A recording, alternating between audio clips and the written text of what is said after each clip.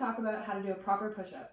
This exercise targets the pectoral muscles, the deltoids, the triceps, as well as our abdominals.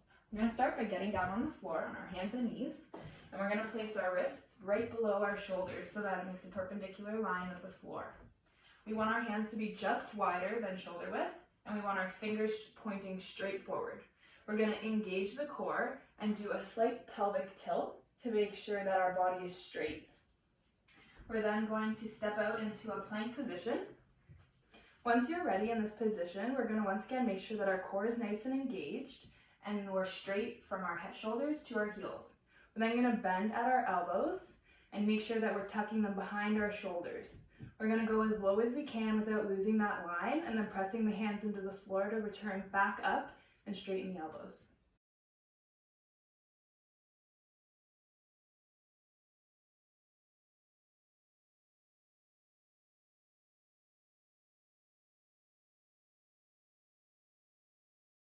If you are unable to maintain the straight line from your head to your heels, feel free to go onto your knees. And we're going to repeat the same steps in this position. So we want to make sure that our body is straight from our shoulders to our knees.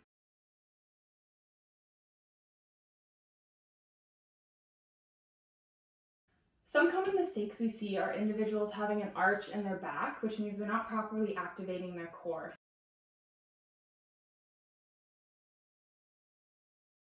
So we need to make sure that we have that pelvic tilt going on and that we're squeezing our glutes to keep that line straight. We also see people sticking out their elbows out to the side rather than keeping them behind and tucked behind our shoulders. And we also see people turning their hands in. We want to make sure that our hands are straight and our fingers are pointing out. Make sure to work on the quality of this movement rather than just the quantity.